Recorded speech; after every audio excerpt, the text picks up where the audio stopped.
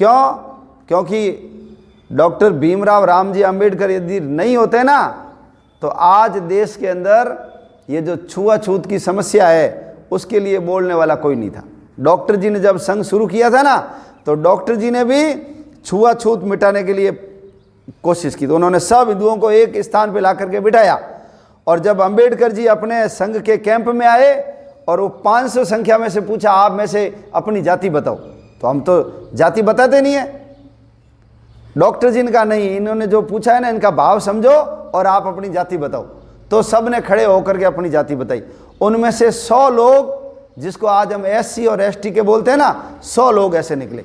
तो डॉक्टर अंबेडकर जी ने क्या कहा, धन्य है डॉक्टर हेडगेवार तू कि मैं तो जिंदगी भर कोशिश करता रहा लेकिन सभी हिंदू समाज के लोगों को एक साथ नहीं बैठा सका, लेकिन आपने सभी हिंदू के सभी वर्गों को एक साथ बिठा करके एक दूसरे से भोजन वितरण करा करके भोजन करवा दिया। तो ये उन्होंने अंबेडकर जी ने कहे। और अंबेडकर जी तो पक्के राष्ट्रभक्त थे। जब भारत विभाजन की बात आई तो अंबेडकर जी ने कहा था कि मुसलमान हमसे मिलते जुलते नहीं हैं, उनकी सांस्कृतिक राजनीतिक सोच हमसे मिलती जुलती नहीं है, इसलिए देश का विभाजन हो ही रहा है तो सारे मुसलमानों को कहाँ भेज दो, पाकिस्तान। और पाकिस्तान के जितने हिंदू हैं उन सबको कहाँ पर ले आओ, भारत में ले आओ। लेकिन उस समय के तात्कालिक जो नेता थे ना उनको ये बात समझ में नहीं आई, और नहीं समझ में आई इसके कारण आज पाकिस्तान में रहने वाले जितने भी दलित हैं, चाहे भील चाहे मेघवाल हैं, कोई हरिजन, उन सब के ऊपर वहाँ अत्याचार हो रहे हैं। उनकी महिलाओं को ले जाते हैं, उनके घर तोड़ देते हैं, मंदिर तोड़ देते हैं, उनका धर्मांतरण कर देते हैं बहुत बुरी हालत में, और उन सबको भाग भाग करके कहाँ आना पड़ रहा है, ये भारतवर्ष में। लेकिन अंबेडकर जी ने उस समय भी कह दिया था। अंबेडकर जी जैसे दलित नेता थे ना, ऐसे ही एक योगेंद्र नाथ मंडल, वो भी दलित नेता थे, और उनके भी दिमाग के अंदर धर्मनिरपेक्षता का भूत चढ़ा हुआ था, हिंदू मुस्लिम भाई भाई का। तो वो पाकिस्तान चले गए और वो वहाँ पर विधि मंत्री बने, यानी कानून मंत्री। अंबेडकर जी यहाँ बने और वो वहाँ बने, वो बांग्लादेश में रहे। बांग्लादेश का नाम भी पहले पाकिस्तान ही था ना, पूर्वी पाकिस्तान। लेकिन 6 महीने के अंदर उनको समझ में आ गया कि मुसलमानों का भाईचारा केवल मुसलमानों से, बाकी किसी से नहीं है, इसलिए उनको वहाँ से भाग करके भारत के अंदर आना पड़ा। ऐसी उनकी स्पष्ट सोच थी। वो कम्युनिस्टों के घोर विरोधी थे अंबेडकर जी।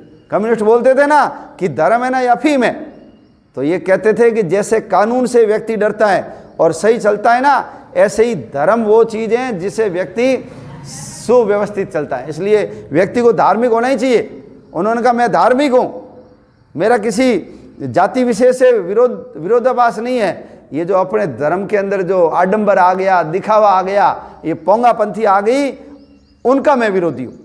अंबेडकर जी कहते थे कि भारत में छुआछूत मुसलमानों के कारण आई। 6वीं शताब्दी से पहले भारत के अंदर छुआछूत नहीं थी। उन्होंने एक पुस्तक लिखी है, दलित कौन और कैसे। उसमें उन्होंने उदाहरण दिया, एक बाण भट्ट नाम का जो व्यक्ति हुआ है जिसने कादम्बरी नाम की पुस्तक लिखी है, उसमें उन्होंने कहा है कि एक शूद्रक नाम का जो राजा था उसने वहाँ की चांडाल कन्या से विवाह किया। यदि छुआछूत होती तो थोड़ी करता वो। विदुर दासी पुत्र था लेकिन महामंत्री बना। वेद व्यास जी का नाम सुना है ना, तो वेद व्यास जी सत्यवती के पुत्र थे। सत्यवती कौन थी? एक मल्लाह थी, मछुआरन थी। भगवान राम सबरी के वहाँ गए कि नहीं गए? भगवान राम ने केवट के घर जाके भोजन किया कि नहीं किया? भगवान राम ने ये जो जटायु था, रावण ने जिसके पंख काट दिए थे, उसका अंतिम संस्कार किया कि नहीं किया? भगवान श्री कृष्ण भी दुर्योधन के मेवा त्यागे साग विदुर घर खाई, सबसे ऊंची प्रेम सगाई। हमारे यहाँ महिदास नाम के एक व्यक्ति हुए जो गणिका के पुत्र थे, उन्होंने ऐत्रेय ब्राह्मण नाम का एक ग्रंथ लिखा। और अपन तो कहते हैं जन्म ना जायते शूद्रा, जन्म से सब शूद्र हैं। संस्कारात् द्विज उच्यते, संस्कार से द्विज बनते हैं। वेद पठामी भवेत विप्रा, जो वेदों को पढ़ेगा वो विप्र है। और ब्रह्म जानामि इति ब्राह्मण, जो ब्रह्म को जान लेगा वो क्या है? वो ब्राह्मण। ऐसा इन्होंने कहा है।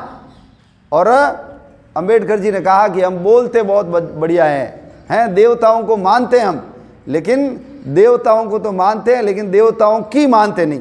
देवताओं के वहाँ कहीं छुआछूत भेदभाव नहीं है, लेकिन हम यहाँ छुआछूत और भेदभाव करते हैं। इसलिए ये खत्म होना चाहिए। यदि नहीं होगा और देश आज़ाद भी हो जाएगा तो इस आधार पर फिर देश का विभाजन हो जाएगा। तो देख लो, आज दलित वर्ग को बाकी हिंदू समाज से लड़ाने के लिए ये जितने भी एनजीओ है, जितने भी विधर्मी हैं, ये सब उनके वहाँ जा कर के उनको भड़काने का काम करते हैं, उनको हिंदू समाज के विरोध में खड़ा करने का काम करते हैं। क्यों?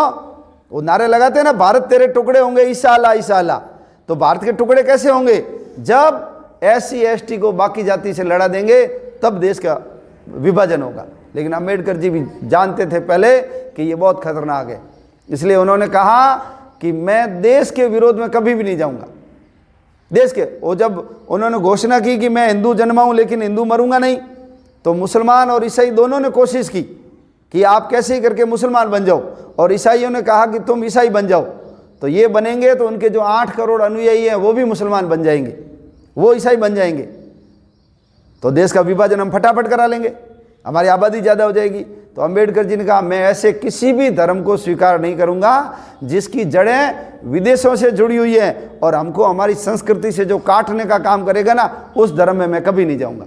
और वो मुसलमान नहीं बने, वो ईसाई भी नहीं बने, उन्होंने कहा मैं बौद्ध बनूंगा। तो भगवान बुद्ध तो कौन थे? हिंदू ही थे ना, बौद्ध धर्म। हम अवतार मानते भगवान बुद्ध को। और बुद्ध बनने के बाद ना तो अम्बेडकर जी का नाम बदला, ना अम्बेडकर जी के पिताजी का नाम बदला, ना उनकी जाति बदली, वही पूजा पद्धति, वही मंदिर, वही अक्षत, वही दीपक, वही फूल मालाएं। बुद्ध होना, बौद्ध होना और हिंदू होना तो एक ही बात है, कोई अलग अलग नहीं है। जब लोकमान्य बाल गंगाधर तिलक ने कहा कि आर्य बाहर से आए, तो अम्बेडकर जी उनके विरोध में खड़े हो गए कि एकदम गलत बात है, आर्य कहीं से भी बाहर से नहीं आए, आर्य सब भारत के ही मूल निवासी हैं। उन्होंने कहा वेदों के अंदर कहीं उल्लेख नहीं है कि आर्य बाहर से आए। यदि आर्य बाहर से आते तो वेदों में लिखते। वेदों के अंदर आर्य शब्द 32 बार आया है। उन्होंने कहा कि हमारे जो स्वर हैं, हमारे जो व्यंजन हैं, ये सब केवल भारत में ही मिलते हैं, बाकी किसी भी भाषा में, विदेशों में नहीं मिलते।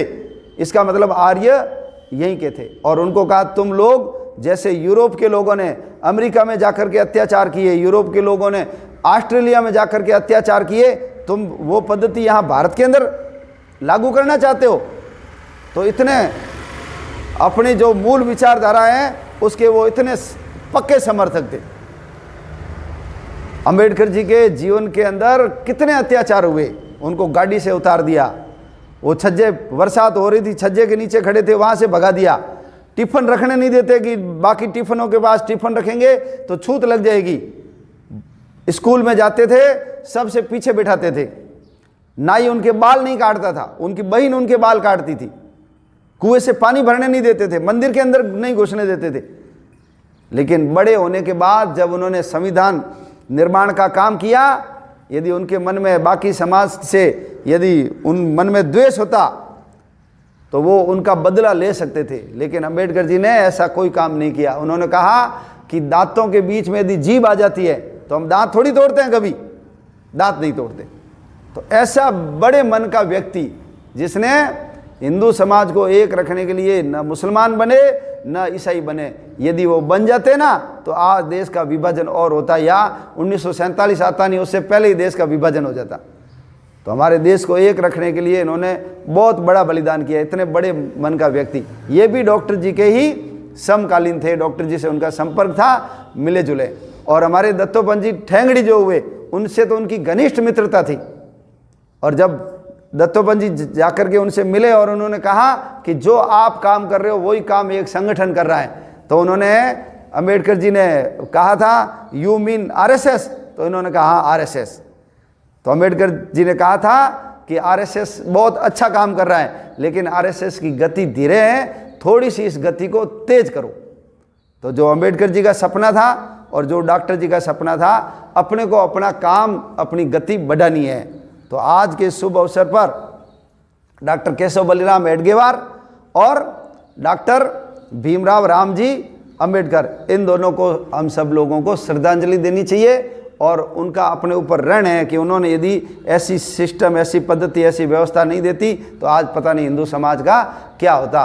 तो हिंदू समाज के संरक्षण के लिए इन दोनों महान विभूतियों का जो योगदान है, हम सब लोगों को उनका स्मरण करना चाहिए और नमन करना चाहिए और भगवान से प्रार्थना करनी चाहिए कि हमको भी वो ताकत दे कि मैं भी इनके रास्ते पे चल करके भारत माता की जय पूरी दुनिया में करवाने में समर्थ हो सकूं।